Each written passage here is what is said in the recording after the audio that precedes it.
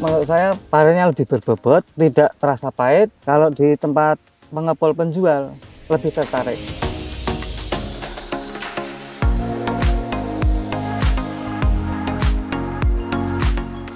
Assalamualaikum warahmatullahi wabarakatuh, sahabat petani semua. Video kali ini kita akan mencoba membahas salah satu terobosan terbaru dalam budidaya tanaman pare.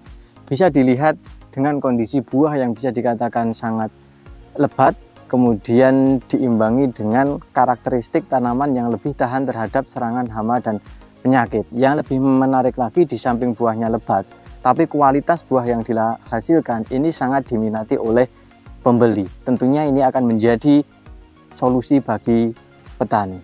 Video lengkapnya setelah yang satu ini.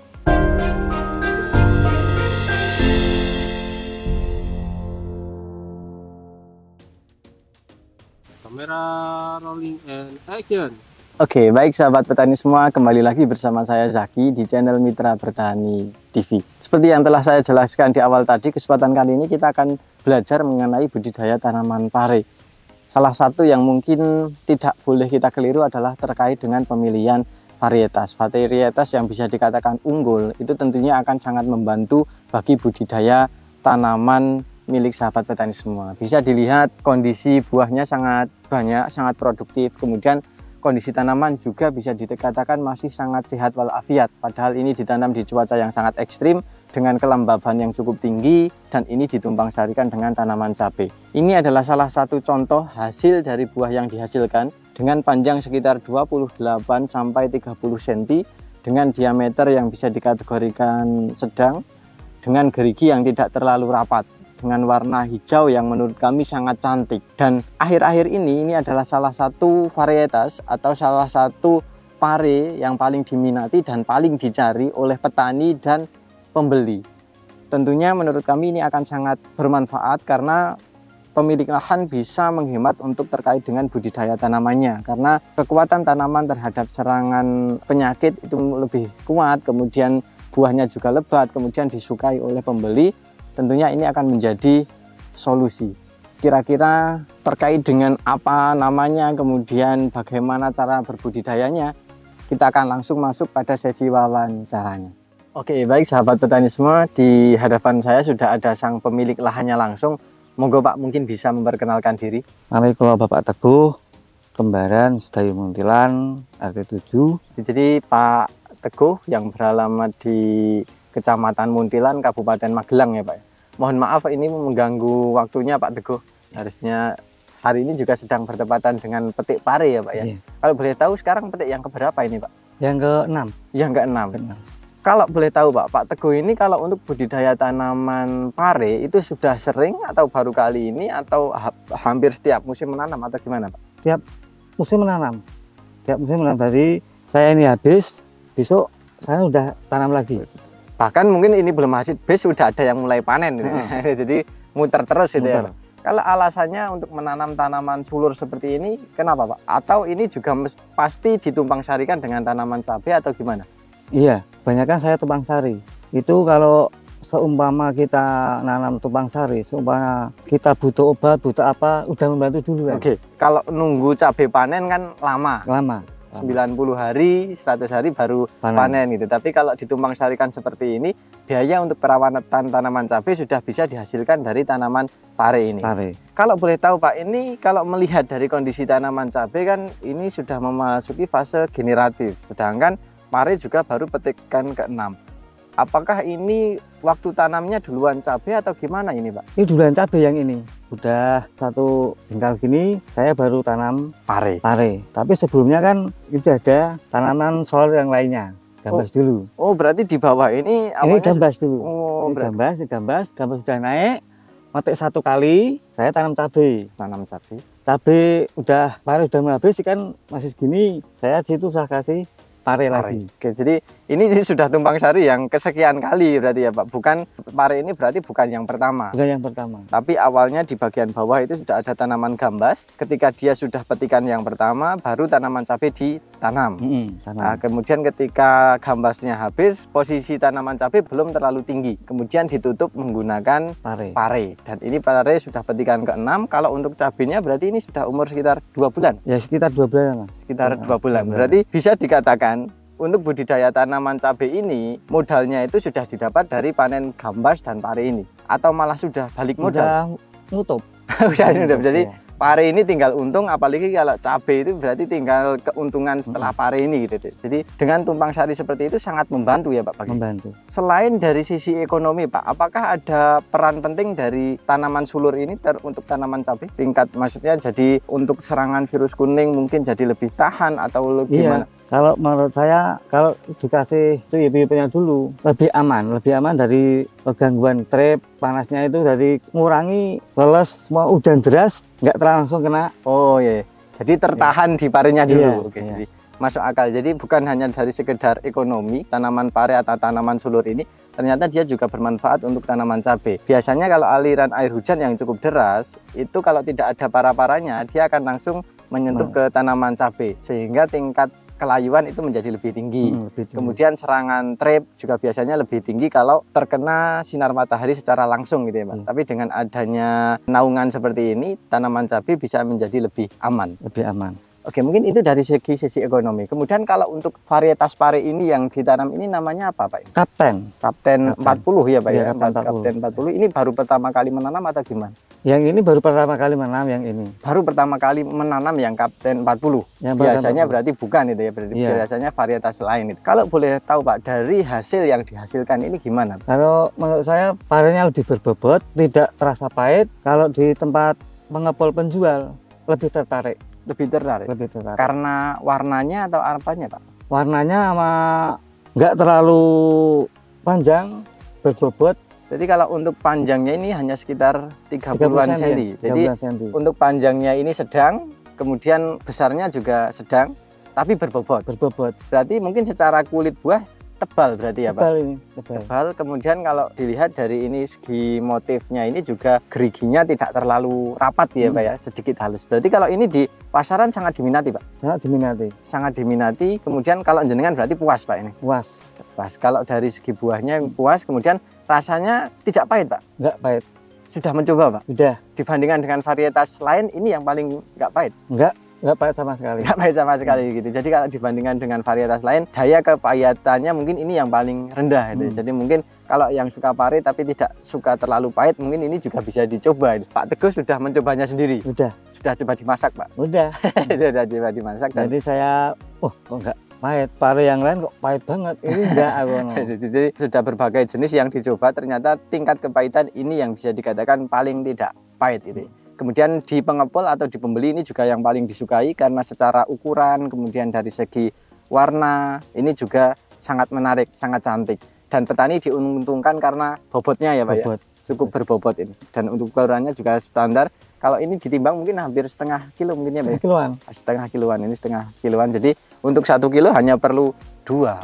Maksimal 3 ya Pak ya, 2 sampai 3. Kemudian ini Pak, kalau dari segi kekuatan tanaman, dari serangan penyakit atau dari segi perawatan menurut Pak Teguh gimana Pak? Kalau yang ini mudah perawatannya, jadi virus itu nggak jauh dari virus, pembuahannya lebih cepat, pentelnya lebih banyak, daunnya lebih tahan. Oke, jadi banyak ya Pak ya keunggulan dari varietas ini. Jadi Pak Teguh ini di lahan ini juga tidak hanya menanam satu varietas, juga ada varietas lain. Tapi beliau menilai dari kekuatan terhadap serangan virus keriting pada tanaman pare, karena itu yang biasanya paling mengerikan kalau untuk tanaman pare, sama jamur ya Pak ya biasanya. Alhamdulillah untuk pare Kapten 40 ini lebih aman. Sehingga biaya yang dikeluarkan untuk perawatan juga bisa menjadi lebih ringan. Kemudian dari bakal buah banyak. Lebat, kemudian agak sedikit cepat juga tadi kalau Pak Teguh menyampaikan, agak sedikit ginjah gitu Pak. Ginjah ini sudah metik 6 kali ini, jadi kalau yang lainnya belum metik, yang sana kan 4 kali, yang sini sudah 6 kali. Oh, selisihnya sampai 2 kali petikan. Padahal waktu tanamnya sama. Waktu tanam sama, perawatan sama, waktu panennya kok ini selisih 2 kali petikan. Padahal untuk interval pemetikan ini 2 hari sekali atau 3 hari sekali Pak? Ini 3 hari sekali. 3 hari sekali, berarti hampir sekitar 1 minggu ya Pak ya selisihnya. Berarti ini sudah petikan yang ke-6. Ke-6 ini. petikan yang ke-6 kalau boleh tahu Pak, ini nanam berapa biji, kemudian sudah dapat berapa ini? Nanam 6 bungkus, jadi udah 3 kintalan. Sudah 3 kintalan? Hanya dengan 6 bungkus itu? 6 bungkus itu.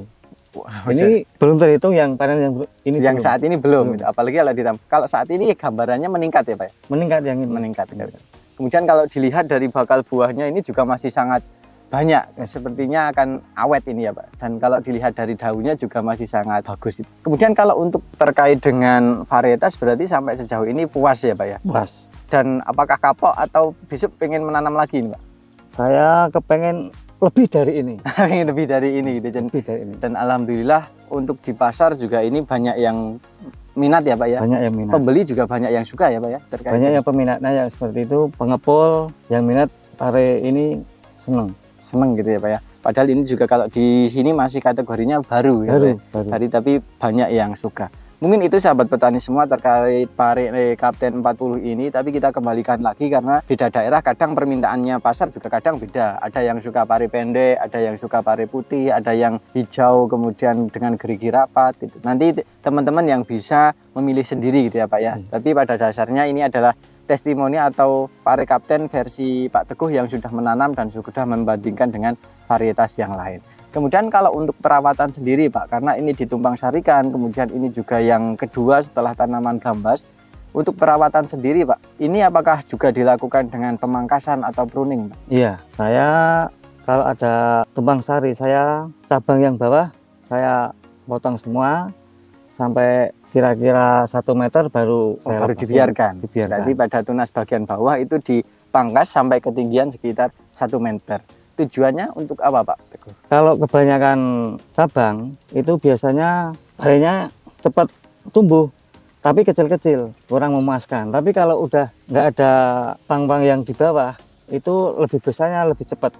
Jadi nutrisi lebih fokus pada cabang utama sehingga buah atas itu nanti produktivitasnya menjadi lebih baik, secara ukuran lebih baik, secara kuantitas juga lebih banyak itu. Kalau dipelihara semua, nutrisi malah dimakan pada bagian bawah sehingga yang atas itu banyak yang bengkong kemudian gagal gitu ya Pak ya, banyak yang nggak jadi. Kemudian kalau ini Pak, dengan sistem perempelan seperti itu apakah waktu panennya agak sedikit mundur? Ya mundur cuma berapa hari, tapi tergantung nutrisi kita. Kalau ngasih kotorannya apa cokolannya itu lebih cepat, itu lebih cepat itu lebih ya cepat. Oke, berarti kalau memang kalau setiap berbudidaya tanaman pare, apalagi kalau ditumpang sarikan, Pak Teguh mutlak pasti melakukan pemotongan tunas air ya Pak ya, sampai ketinggian sekitar 1 meter. Harapannya biar nutrisi fokus pada batang utama sehingga buah pada bagian atas itu lebih maksimal. Kemudian kalau ini Pak, ini jarak tanamnya sekitar berapa Pak? Ya 1 meteran. Sekitar 1 meter ya Pak ya, sekitar 1 meter. Kemudian kalau tadi Pak berbicara tentang nutrisi, karena nutrisi di tanaman pare ini juga sangat krusial atau sangat penting gitu. Kalau versi Pak Teguh sendiri untuk pare seperti ini ketika sudah berbuah apakah dilakukan pemupukan atau intervalnya berapa atau gimana Pak? Kalau menurut saya tiap kali metik 5 kali saya kasih makan lagi, kasih kocor. Kalau nggak musim panas saya kasih kocor, kalau musim penghujan saya kasih makan di sini. Di lubang yang di bawah kan akar sudah sampai sini, sudah sana sudah ada, sini sudah ada, sini kasih sini. Tadi sekitar 5 kali petikan, 5 kali petikan diberikan pupuk susulan. Kalau musim penghujan itu ditabur atau dicokolkan, atau kalau musim kemarau dikocorkan. Kemudian apa yang digunakan Pak untuk cokol ini? Biasanya KCL sama TS terus tambahi Fosca Plus. Itu dioplos jadi satu, kemudian dimasukkan ke lubang susulan. Kemudian kalau untuk spray apakah juga menggunakan nutrisi Pak? Saya tetap ada Kalinet, terus MKP itu saya kasih nutrisi. Jadi untuk nutrisi itu tidak hanya di bagian bawah tapi atas juga ya dikasih. Manfaatnya dengan nutrisi yang cukup itu nanti apa Pak dampak yang dihasilkan itu? Buah tidak gampang bengkong, tetap panjang, buah tetap lebat dan berbobot. Dan tingkat keberhasilan bunga menjadi buah juga tinggi, jadi tidak mudah rontok. Kemudian ketika sudah jadi buah, buahnya tidak mudah bengkong, kulitnya tebal dan berbobot. Berarti kalau Pak Teguh pasti mengkombinasikan antara via kocor dan via spray itu pasti melakukan pemupukan seperti itu. Kalau untuk spray intervalnya berapa hari sekali Pak? Seminggu 2 kali. Seminggu 2 kali. Dan berarti hampir setelah petik berarti ya Pak? Setelah petik langsung saya spray. Berarti kalau paginya dipetik, nanti sore semprot. Oke, mungkin itu ya sahabat petani terkait dengan tip atau kiat yang dibagikan oleh Pak Teguh. Ini juga akan sangat membantu khususnya bagi petani yang minim modal. Karena ini untuk budidaya tanaman cabai memang biayanya tidak sedikit gitu ya Pak ya. Dan kalau kita menunggu sampai cabai panen tentunya waktunya cukup lama. Jadi dengan adanya sistem tumpang sari itu sangat akan membantu. Apalagi seperti Pak Teguh, selain secara ekonomi ternyata juga ada pengaruhnya terhadap perlindungan untuk tanaman cabai supaya lebih terhindar dari serangan hama dan penyakit. Kemudian varietas yang digunakan dari Pak Teguh ini adalah mencoba pare Kapten 40. Alhamdulillah dari segi perawatan sangat mudah karena tingkat kekuatan tanaman terhadap serangan penyakit itu lumayan tahan. Untuk serangan keriting ini sangat lumayan, kemudian untuk ketahanan terhadap jamur ini di musim penghujan sangat ekstrim, daun juga masih sangat aman. Kemudian produktivitasnya bisa dikategorikan sangat tinggi, bakal buahnya banyak, produktivitasnya maksimal dengan ukuran buah standar sekitar panjang 28 sampai 30 cm dengan warna hijau yang sangat cantik, dengan motif yang gerigi yang tidak terlalu rapat. Kemudian rasa tidak terlalu pahit, atau Pak Teguh bahkan mengatakan tidak pahit. Tidak pahit. Kemudian kulitnya tebal, ini berbobot, sangat diminati oleh petani dan sangat disukai oleh pembeli. Mungkin itu yang bisa kami sampaikan. Kemudian kalau untuk perawatan, beliau mengkombinasikan antara pemupukan baik via bawah maupun via atas. Via bawah bisa diberikan melalui pemupukan susulan, bisa setiap 5 kali petik diberikan pupuk susulan.